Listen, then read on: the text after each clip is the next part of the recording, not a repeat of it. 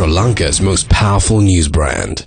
We're talking about fighter jets and this man, Mr. Udayanga Weeratunga, the former Sri Lankan ambassador to Russia. Today, Mr. Weeratunga issued a statement to the media, and this statement makes for very interesting reading. Mr. Weeratunga highlights several key points in his statement. First, he says that he has worked overseas for 32 years and the income that he earned has been deposited in NRFCs, or non-resident foreign currency accounts, here in Sri Lanka. He notes that the Yahapalanya government has examined these accounts for over 3 years, or for close to 3 years rather, and that his assets and liabilities declarations from 2006 onwards and prove that he is in no way guilty of any wrongdoing when it comes to the controversial MiG deal, which was an alleged fraud of over $6 million. He challenges the government to prove with evidence the allegations against him. He accuses, among others, the police of fabricating evidence to put against him in the courts. And he also says that this is a political, this is an act of political vengeance intended to defame him. There are several key questions that arise when thinking about Mr. Udayanga Weeratunga's statement. Mr. Udayanga Weeratunga is currently, his whereabouts are currently unknown, although he does have an international arrest warrant hanging over his head, and despite the fact that he crops up in photographs every now and then, he has managed to elude law enforcement authorities so far. There are several questions that the public need to ask Mr. Weeratunga with regards to his statement. If, as he says, the assets and liabilities declarations that he has filed since 2006 when he took up public office as ambassador to Russia will prove his innocence, then we urge him to be proactive and to disclose those assets and liabilities declarations, put it out in the public domain.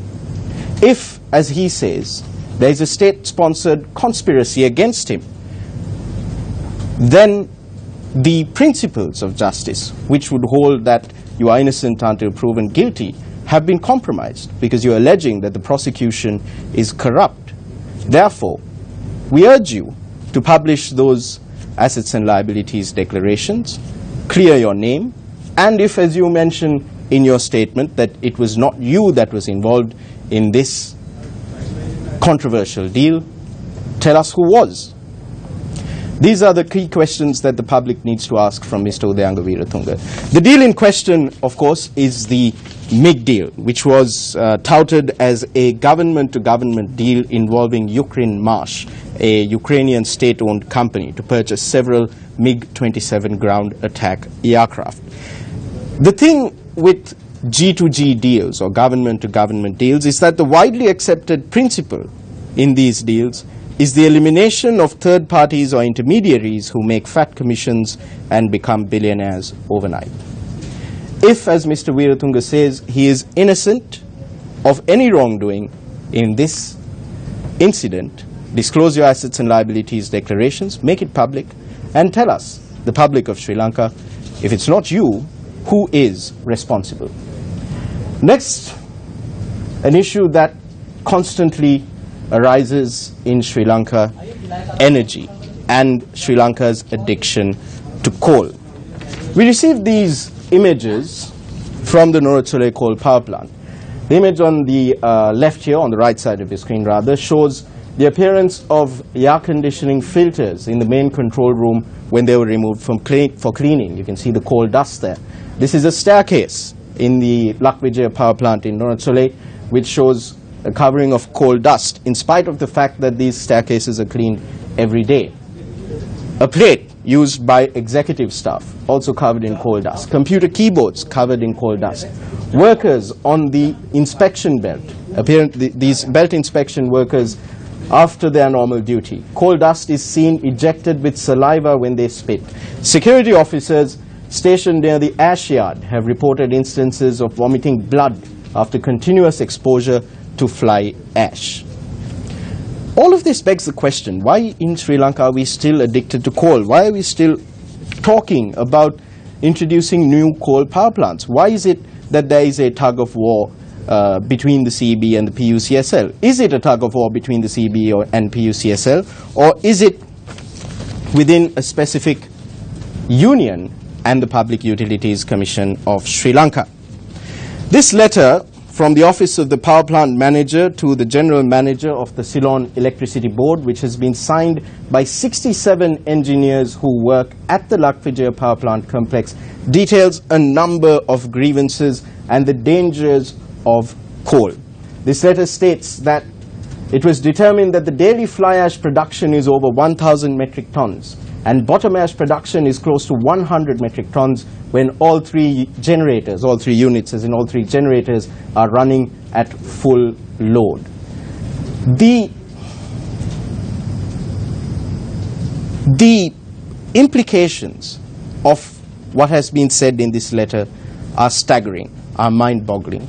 It leads us to question why educated people who should know about these incidents, about these negative impacts, continue to advocate for a centuries-old technology that is doing more harm than it is doing good. The long-term power plan, generation power plan, which has been approved by the Public Utilities Commission, currently does not contain coal power plants. It goes for other alternatives, liquid natural gas to manage the baseload and renewable energy sources. This is part of government policy to step aside from fossil fuels like coal, to move towards cleaner burning fuels like LNG, and to eventually embrace solar, hydro, etc., renewable power sources. The PUCSL has the option of suing the CEB according to the newspapers, but in the meantime, we've heard that officials, the Minister of Power and Renewable Energy, Minister Ranjit Siambalapitiya, and the Secretary of the Ministry, Dr. BMS Batagoda, Dr. Suren Batagoda, have planned to reform or to revamp the Public Utilities Commission of Sri Lanka. This is a rather puzzling development. The PUCSL is the regulator of the CEB. If the CEB is failing to follow the long-term generation plan that has been approved by the PUCSL, then does the fault lie with the PUCSL? Who is behind the plan to advocate for more coal in Sri Lanka? Why are we still talking about coal? Is this interference on the part of the officials and trade unions in the Public Utilities Commission of Sri Lanka?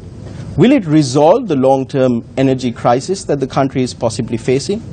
Are we geared up with the continuous delays in implementing these long-term generation plan, in calling for the tenders for new power plants? With these continuous delays, is it not possible that in the very near future we'll be facing rolling blackouts here in Sri Lanka? These are the questions that the public need to pose to the authorities at the Ministry of Power and Renewable Energy. And finally, we come to the issue of highways in Sri Lanka. The Central Expressway project has been mired in controversy ever since its inception. And today we found out in a newspaper report that Sri Lanka will have to pay an insurance premium of 14 billion rupees for one of the phases of the Central Expressway. With this report, we conclude the live broadcast on Yes FM. More news to follow on TV1. The 32-kilometre stretch of the expressway from Putuhara to Galagedara is to be financed through a 138 billion rupee loan from a Japanese bank. The Sunday Times reports that the high premium has been imposed following a review of the country's repayment capacity, current status of foreign debt and its current economic stability. The article further notes that the usual insurance premium is around 7.5% of the loan, and the premium of rupees 14 billion, which is 10% of the full loan, can be considered an unusually high premium. The loan to be obtained via Bank of Tokyo Mitsubishi UFG is to be repaid in 15 years with a grace period of 6 years. Over the past few months, Newsfirst has on numerous occasions highlighted irregularities in relation to the third phase of the Central Expressway and plans to finance the phase through a commercial loan from Japan at high interest rates and hidden charges. The public needs to keep their eyes open with regard to transactions of this nature.